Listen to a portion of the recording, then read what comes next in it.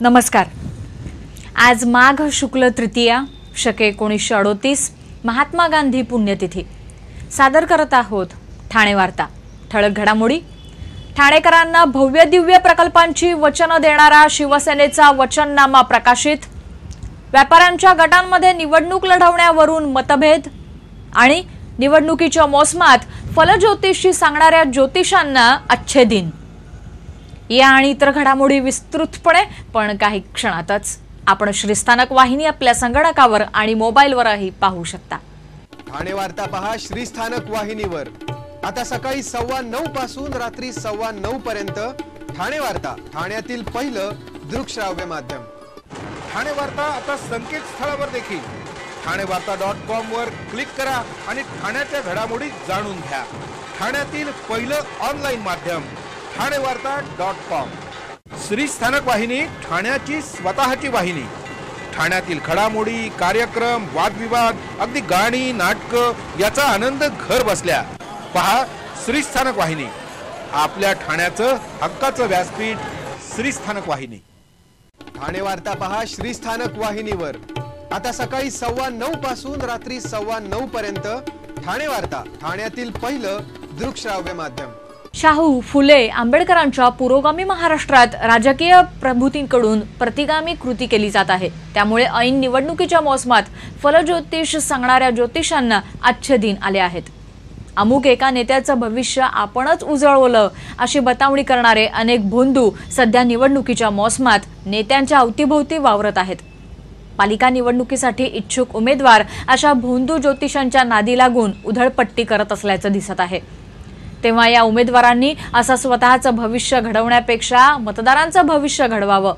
समाजकार्य करण्यासाठी मुहूर्त आणि ज्योतिषाची गरजच काय असा सूर देखील नागरिकांमध्ये उमटत आहे। आजकाल निवडणुकीत विजय मिळवण्यासाठी ज्योतिषाकडे जाणाऱ्यांची गर्दी वाढत आहे। विरोधकांना पराभूत करून आपल्या राशीत विजयाचा ग्रह यावा म्हणून अनेकांनी दक्षिणेचं दान बुवाबाजाच्या पारड्यात टाकलं आहे। कोणता भविष्यवाला व्यवस्थित माहिती सांगेल याची माहिती घेतली जात आहे। निवडणुका आल्या की आपल्या विरोधी उमेदवाराला चितपट करण्यासाठी राजकीय सल्लागार फोफावतात। तशीच ज्योतिषी भविष्यवेत्यांची देखील चलती दिसते। राजकीय वाटचालीत मार्गदर्शन मिळावं म्हणून काही जण थेट इतर राज्यातून ज्योतिषांना निमंत्रित करतात। अशा भविष्यवेत्यांकडून पत्रिकेचा अभ्यास केल्यानंतर इच्छुकांना विविध धार्मिक मार्ग सुचवून रक्कम उकळली जाते। सत्तेवर असलेल्या नेत्यांचे ग्रह आपणच मजबूत केले अशी बतावणी करण्यास हे महाभाग मागे पुढे पाहत नाहीत। निवडणूक जिंकण्यासाठी प्रचाराबरोबर अंधश्रद्धाही पाळल्या जात आहेत। ज्योतिषी सांगतील त्याप्रमाणे ऐकण्याची मानसिकता बनलेले इच्छुक वाटेल तेवढा खर्च करतात। या काळात इच्छुकांच्या हातात वेगवेगळ्या रंगाच्या गंड्यांसह बोटातील नवग्रहांच्या अंगठ्याही वाढल्या आहेत। कुलदैवत देवदर्शनासह सांगाल ती कर्मकांड केली जातात। उमेदवारी मिळवण्यासाठी काय करायचं, अर्ज कोणत्या दिवशी भरायचा, प्रचारासाठी किती वाजता घराबाहेर पडायचं या बाबी ज्योतिषांना विचारूनच केल्या जात आहेत। अगदी काहीच नसेल तर 2 धीराचे शब्द सांगून माया गोळा करण्याचे प्रकार देखील बुवाबाज करत आहेत। त्यामुळे अनेक इच्छुक नादी लागल्यानं अशा भोंदूबाबांना अच्छे दिन आले आहेत। महाराष्ट्र नवनिर्माण सेनेच्या मध्यवर्ती निवडणूक कार्यालयाचं उद्घाटन राज ठाकरे यांच्या हस्ते झालं। विष्णुनगर इथे 2000 चौरस फुटांवर उभारलेल्या या मध्यवर्ती निवडणूक कार्यालयातून निवडणुकीचं संचलन केलं जाणार आहे। या कार्यालयाच्या बाहेर 2 भव्य डिजिटल पडदे उभारण्यात आले असून त्यावरून पक्षाचा प्रचार केला जाणार आहे। मुख्यमंत्री देवेंद्र फडणवीस यांनी शिवसेनेला याच दिवशी उत्तर दिल्यामुळे राज ठाकरे काय बोलणार याबाबत उत्सुकता होती। मात्र राज ठाकरे यांनी प्रसिद्धी माध्यमांशी बोलण्यास नकार दिला। आपण योग्य वेळ आली की बोलू असं सांगून त्यांनी कोणत्याही विषयावर भाष्य करणं टाळलं। भोगवटा प्रमाणपत्र मिळत नसलेल्या कॉस्मॉस लॉन्चच्या रहिवाशांनी कॉस्मॉस समूहाच्या कार्यालयावर मूक मोर्चा काढला होता। घोडबंदर परिसरात मानपाडा इथे कॉस्मॉस लॉन्च हा गृहप्रकल्प आहे। या प्रकल्पातील 3 इमारतींना 6 वर्ष उलटूनही भोगवटा प्रमाणपत्र मिळू शकलेलं नाही। भोगवटा प्रमाणपत्र नसल्यामुळे या इमारती बेकायदा ठरल्या आहेत। त्यामुळे पाण्यापासून सर्व गोष्टींसाठी रहिवाशांना अधिक पैसे मोजावे लागत आहेत। कॉस्मॉस लॉन्च प्रकल्प हा सूरज परमार समूहातर्फे उभारण्यात आला आहे। सूरज परमार यांनी 2 वर्षांपूर्वीच आत्महत्या केल्यामुळे हा प्रकल्प तेव्हापासूनच प्रसिद्धीच्या झोतात होता। समूहाच्या व्यवस्थापनाशी वारंवार पाठपुरावा करूनही भोगवटा प्रमाणपत्राबाबत काहीच हाती लागत नसल्यामुळे संतप्त झालेल्या रहिवाशांनी कॉस्मॉस ग्रुपच्या पाचपाखाडी कार्यालयावर मूकमोर्चा काढला होता। महापालिकेला दंडापोटी कोट्यावधी रुपयांचा भरणा न केल्यामुळे भोगवटा मिळण्याची प्रक्रिया रखडली असल्याचं रहिवाशांना सांगण्यात आलं। परमार समूहाच्या व्यवस्थापनानं भोगवटा प्रमाणपत्रासाठी रहिवाशांकडे आणखी काही कालावधी मागितला आहे। मुंबई महापालिका निवडणुकीच्या पार्श्वभूमीवर भारतीय जनता पक्षाचे खासदार किरीट सोमय्या यांनी मुंबई माफिया मुक्त करण्याचा निर्धार व्यक्त करत शिवसेनेनं कारभाराचा हिशोब द्यावा असं आव्हान दिलं आहे। पालिकेच्या कारभारात रस्ते, डंपिंग, कचरा, नालेसफाई आणि FSI घोटाळा अशा अनेक घोटाळ्यांचा प्रथम हिशोब द्यावा, तसंच मुलुंड देवनार डंपिंग ग्राउंड बंद करणारच असा निर्धारही व्यक्त केला आहे। न्यायालयाच्या आदेशानंतरही हे डंपिंग माफियांच्या मर्जीनं सुरूच ठेवण्यात आलं आहे। मुंबईतील माफियांना संपवण्यासाठी जर कोणी आपल्याला गुंड म्हटलं तरी आपली हरकत नसल्याचंही किरीट सोमय्या यांनी स्पष्ट केलं।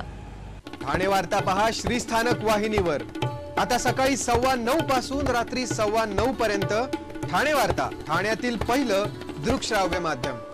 आपला परिसर स्वच्छ आणि सुंदर ठेवण्यासाठी ठाणे महापालिकेत सहकार्य करा। ओला सुका कचरा वेगवेगळा जमा करा आणि रोगराईपासून मुक्तता मिळवा। ठाणे वार्ता आता संकेतस्थळावर देखील ठाणेवार्ता.com वर क्लिक करा आणि ठाण्याच्या घडामोडी जाणून घ्या। ठाण्यातील पहिलं ऑनलाईन माध्यम ठाणेवार्ता.com। डॉक्टर आणि रुग्णांचं पिढ्यानपिढ्यांचं जिव्हाळ्याचं नातं म्हणजेच डॉक्टर बेडेकर हॉस्पिटल। आता अत्याधुनिक सोयी सुविधा आणि तंत्रज्ञान युक्त वंध्यत्व निवारण केंद्रात IVF आणि टेस्ट ट्यूब बेबीची ही सुविधा। डॉक्टर बेडेकर हॉस्पिटल, महर्षी कर्वेपथ, ठाणे। 65 वर्षांची निरंतर सेवा। ठाणे वार्ता पहा श्रीस्थानक वाहिनीवर आता सकाळी 9:15 पासून रात्री 9:15 पर्यंत। ठाणे वार्ता, ठाण्यातील पहिलं दृकश्राव्य माध्यम। ठाणे महापालिकेची निवडणूक लढवण्यावरून व्यापाऱ्यांमध्येच मतभेद झाल्याचं दिसत आहे। ठाणे महापालिकेच्या निवडणुकीत व्यापारी वर्गानं राजकीय पक्षांकडे 10 जागांची मागणी केली होती। व्यापारी समाजामधील विविध जातीपंथीयांचा एक गट यासाठी प्रयत्नशील होता, मात्र दुसऱ्या एका गटानं याला विरोध दर्शवला आहे। या गटानं व्यापारी वर्गाला 10 जागा न दिल्यास स्वतंत्र निवडणूक लढवण्याची भाषा करणाऱ्या प्रवृत्तींचा निषेध केला आहे। आगामी ठाणे महापालिका निवडणुकीसाठी उमेदवारी मिळावी यासाठी दिशाभूल करून संपूर्ण व्यापारी वर्गास वेठीस धरणं योग्य नाही, याबाबतचं वृत्त अनेक वृत्तपत्रांमध्ये प्रसिद्ध झाल्यानंतर या विषयावर चर्चा करण्यासाठी ठाण्यातील राजस्थानी, वागड, कच्छ, पटेल समाजातील प्रमुख व्यापाऱ्यांची एक बैठक राममूर्ती रोडवरील जैन मंदिरात झाली। यावेळी सर्व समाजातील वरिष्ठ व्यक्ती उपस्थित होत्या। ठाण्यातील व्यापारी वर्ग हा पिढ्यानपिढ्या इथे व्यापार करत आहे। राजकारण हे व्यापाऱ्यांचं क्षेत्र नाही, मात्र ज्याला कोणाला वैयक्तिकरित्या ही निवडणूक कोणत्याही पक्षाकडून लढवायची असेल त्यांनी लढवावी, मात्र व्यापाऱ्यांनी 10 जागांची मागणी केली आहे अशी दिशाभूल करणारी माहिती देऊ नये। अशा प्रकारची मागणी म्हणजे सर्वच राजकीय पक्षांवर दबाव आणण्याचं तंत्र आहे आणि ते लोकशाहीला घातक आहे। यावेळी बैठकीत अशी मागणी करणाऱ्यांचा निषेध करण्यात आला। तसंच निवडून येणाऱ्या लोकप्रतिनिधींकडून व्यापारी वर्गाचे प्रश्न सोडवण्यासाठी प्रयत्न करण्याचा निर्णय घेण्यात आला। कोणाचे आम्हाला त्रास नाही आहे आणि आम्ही जे व्यापारी लोकांनी जे काही मीटिंगा वगैरे बाहेर घेतलेत त्या मीटिंगाबद्दल असं आहे की कोणाला न कळवता सिनियर लोकांना, चांगल्या लोकांना विश्वास या कोणीतरी मीटिंग घेऊन कोणी परिपत्रक वगैरे न काढता जी काही मीटिंग घेतलेली आहे आणि जे डिमांड केलेलं आहे की एवढ्या सीट दिले अपक्ष लढू वगैरे हे ते व्यापारीचं नाव कोणते केलं ते आम्हाला मान्य नाही आहे। त्याच्याबद्दल आम्ही आज इकडे 25 तारखेला एक मीटिंग घेऊन सगळे प्रतिष्ठित लोकांना बोलून सगळ्या समाजाच्या लोकांना बोलून एक मीटिंग होऊन आम्ही सगळ्या सह्या करून हा एक जाहीर निषेध आज नोंदवलेला आहे। याबाबत निवडणूक लढवू इच्छिणाऱ्या व्यापारी गटाशी वारंवार संपर्क साधूनही या गटानं यावर उघडपणे कोणतीही प्रतिक्रिया व्यक्त करणं टाळलं। ठाण्यामध्ये अनेक भव्य दिव्य योजना राबवण्याचं वचन देणारा शिवसेनेचा वचननामा आज प्रकाशित करण्यात आला। शिवसेनेचे संपर्क प्रमुख एकनाथ शिंदे यांच्या हस्ते या वचननाम्याचं प्रकाशन करण्यात आलं। या वचननाम्यामध्ये पुन्हा सत्तेवर आल्यानंतर 500 चौरस फुटांपर्यंतच्या मालमत्ता धारकांना मालमत्ता करातून पूर्णतः सूट, सुपर स्पेशालिटी हॉस्पिटल, शहरातील वाहतूक कोंडी कमी करण्यासाठी अनेक ठिकाणी बायपास रस्ते, 3 हातनाका इथे मल्टीलेव्हल उड्डाणपूल, विस्तारित ठाणे रेल्वे स्थानकाची जलदगतीनं अंमलबजावणी, ठाणे पूर्व इथे सॅटिस, 3 एकरांवरील सेंट्रल पार्क, जलवाहतूक अशा विविध भव्य दिव्य विकास प्रकल्पांचा या वचननाम्यात समावेश करण्यात आला आहे. ठाणेकरांनी शिवसेनेला सतत 25 वर्ष सत्ता दिली आहे. त्यामुळे ठाणेकरांना खोटी स्वप्न दाखवण्याचं पाप शिवसेना करणार नाही आणि येत्या 5 वर्षात ही सर्व वचनं पूर्ण करण्याचा निर्धार एकनाथ शिंदे यांनी यावेळी व्यक्त केला. बाळासाहेब ठाकरे कला अकादमी, धनुर्विद्या प्रशिक्षण केंद्र, दायघर इथे एज्युकेशन हब, दिवा इथे नेचर पार्क, वॅक्स म्युझियम, नागलाबंदर इथे आरमार केंद्र अशा विविध प्रकल्पांना चालना देण्याचं काम येत्या 5 वर्षात केलं जाणार असल्याचं एकनाथ शिंदे यांनी सांगितलं. सर्वसामान्य ठाणेकरांसाठी बाळासाहेब ठाकरे आरोग्य कवच योजना, ज्येष्ठ नागरिकांना महापालिका रुग्णालयामध्ये स्वतंत्र कक्ष, महापालिका रुग्णालयामध्ये क्षयरोग तपासणी, महिलांकरता 5 मोबाईल कॅन्सर तपासणी पथकं, प्रत्येक प्रभागात स्वातंत्र्यवीर सावरकर योग भवन अशा अनेक भव्य दिव्य योजनांचं वचन या वचननाम्यात देण्यात आलं आहे. शिवसेनेनं सर्व पक्षांना विश्वासात घेऊन सत्ता राबवली असल्याचा दावाही एकनाथ शिंदे यांनी यावेळी केला. ठाणे वार्ता पहा श्रीस्थानक वाहिनीवर.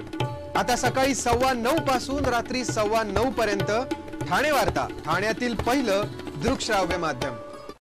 ठाणे वार्ता आता संकेतस्थळावर देखील ठाणेवार्ता.com वर क्लिक करा आणि ठाण्याच्या घडामोडी जाणून घ्या.